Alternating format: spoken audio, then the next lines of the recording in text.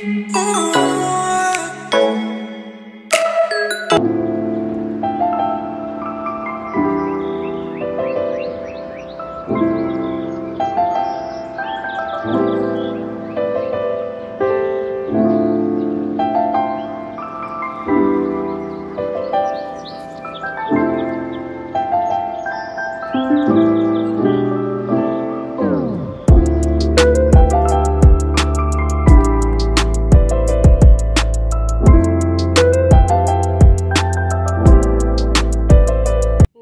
বন্ধুরা, আমি মধুমিতা। আপনারা দেখছেন সবুজের সন্ধানে।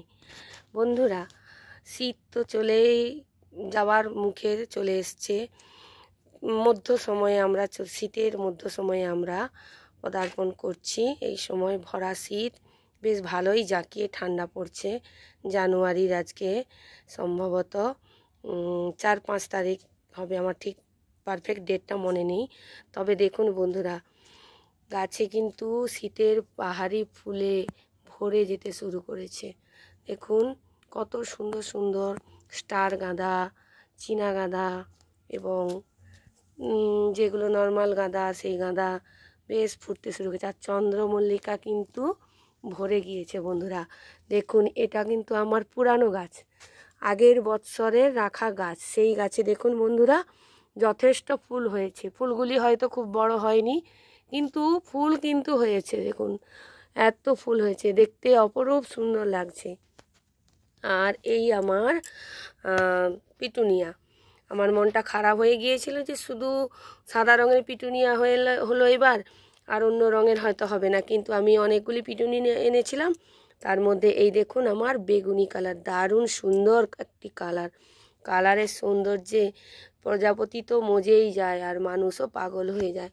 এই একটা দেখুন বন্ধুরা, সুন্দর সাদার উপরে বেগুনির ভেরিয়েশনে বেশ ভালো। আর এই সাদা চন্দ্রমল্লিকা দেখুন, কত সুন্দর সাদা চন্দ্রমল্লিকা বন্ধুরা, বেশ সুন্দরভাবে ফুটে উঠেছে। এইটা আমার নতুন গাছ, আমার নিজের হাতে পুরানো গাছ থেকে তৈরি করা।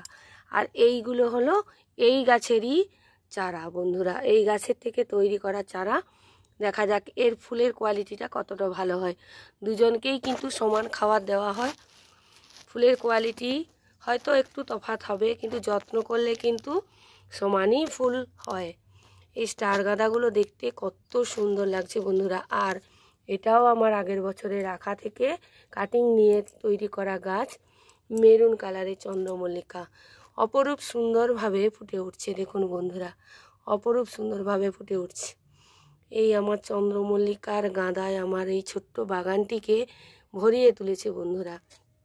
আপনারাও চন্দ্রমল্লিকা বেশ কয়েকটা একবার যদি নিয়ে চলে আসতে পারেন, ফুল দেখে দেখে যদি আপনারা প্রথম বৎসর কিনে নেন, তাহলে কিন্তু আর আপনাকে চন্দ্রমল্লিকার গাছ কিনতে হবে না।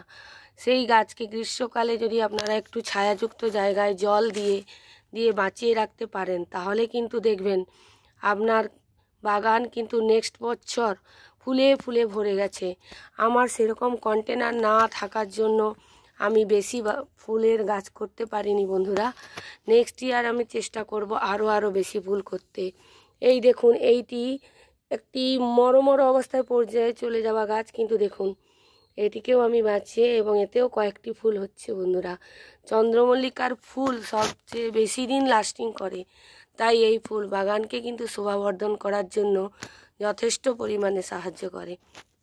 এছাড়া দেখুন ক্যালেন্ডুলা ফুটেছে আমার বাগানে, একটি ক্যালেন্ডুলা ফুটে গেছে আর এই একটি ক্যালেন্ডুলা ফুটছে। আর এটি মালভা গাছ, গাঁদা, মালভা, অ্যাস্টার, এটা ল্যান্টেনা। এছাড়া পেনজি রয়েছে বন্ধুরা, পেনজির এখনও ফুলের কুঁড়ি এসেছে, এখনও ফুটেনি। ক্যালেন্ডুলা এখনও একটু ফুটতে বাকি আছে। যাই মোটামুটি এই হলো আমার এই শীতের এখন এই পর্যায়ের আমার বাগান। আমার বাগানের লুকসটা আপনাদেরকে একটু দূর থেকে দেখিয়ে দিচ্ছি বন্ধুরা। আর দেখুন বন্ধুরা, ফেলে দেওয়া জিনিস দিয়ে কিভাবে আমি আমার ছেলের মাথার টুপি, যেটা ও আর পড়তে চায় না, আমি এটাকে কিন্তু একটা প্ল্যান্টার বানিয়ে নিয়েছি।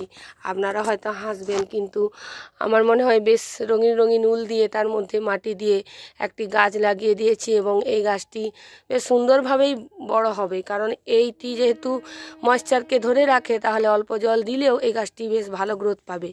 এছাড়া বোতল কেটে তাতেও আমি রক্তগাঁদা লাগিয়ে দিয়েছি। এই যে বোতল কেটে আমি রক্তগাঁদা লাগিয়ে দিয়েছি বন্ধুরা, দেখুন বোতল কেটে। এই রকমভাবে কিন্তু আমি আমার ছাদকে কিন্তু সুন্দর সাজিয়ে তুলেছি। এই দূর থেকে দেখুন আমার ছাদের এই বাগানের লুকসটা। এইভাবে আমি আমার বাগানটিকে সাজিয়ে তুলেছি বন্ধুরা।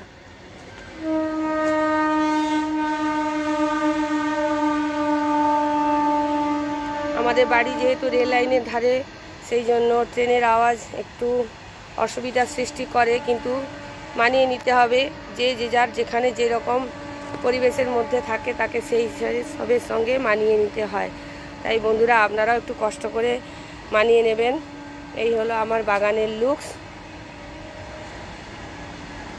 এইরকমভাবে বন্ধুরা আপনারাও বাগান করুন এবং বাগানে ফুলের সমারোহে ভরিয়ে ফেলুন। চন্দ্রমল্লিকা যে মল্লিকার গন্ধ এবং সৌন্দর্য যে মানুষকে ভরিয়ে তোলে, তার এই প্রমাণ আমি আপনাদের সামনে তুলে ধরছি। হয়তো বন্ধুরা অনেক বড় করে করতে পারিনি, কিন্তু এই ছোট্ট পরিসরে কিন্তু আমি যেটুকুনি করতে পেরেছি সেটাও কিন্তু খারাপ না বন্ধুরা। এর লুকসটাই একটা আলাদা, এবং চিনে গাঁদাগুলোও দেখুন অপরূপ সৌন্দর্য বৃদ্ধি করছে। এই গাঁদাগুলোও কিন্তু কম নয়। তাই আপনারাও আপনার বাগানে এইরকম সুন্দর সুন্দর ফুল গাছ লাগান এবং মনকে ভরিয়ে তুলুন। গাছের মধ্যে থাকলে বন্ধুরা সে যে কি অনাবিল আনন্দ। আপনাদের সবাইয়ের উদ্দেশ্যে আমার আবেদন, প্রত্যেকে ছাদে গাছ করুন। এই গ্লোবাল ওয়ার্মিংয়ে নানা ধরনের জ্যোতিষীদের নানা মতামত আমরা ভবিষ্যৎবাণী কিন্তু শুনতে পাচ্ছি যে হিমবাহ গলতে থাকছে। সেই জন্য আমাদেরকে অবশ্যই গাছের সংখ্যা বৃদ্ধি করতে হবে। সেটি হলো মানে যদি আমরা শীতকালে কোনো ছোট ছোট গাছ লাগিয়েও যদি বিন্দুতে সিন্ধুর জন্ম দিতে পারি, সেটাই মন্দ কি। আপনারা সবাই গাছ করতে থাকুন। এই শীতকালে নানা ধরনের গাছ নিয়ে এসে অন্তত বাগানকে ভরিয়ে তুলুন। কেমন লাগলো জানাবেন আমার এই ছোট্ট বাগানটির ওভারভিউ। আমার চ্যানেলটিকে সাবস্ক্রাইব করুন, লাইক করুন, শেয়ার করুন। সবাই এবার ভালো থাকবেন এবং শীতের পিকনিকের মজা নিতে থাকুন। এই পর্যন্ত রাখলাম, দেখা হচ্ছে নেক্সট ভিডিওতে। নমস্কার।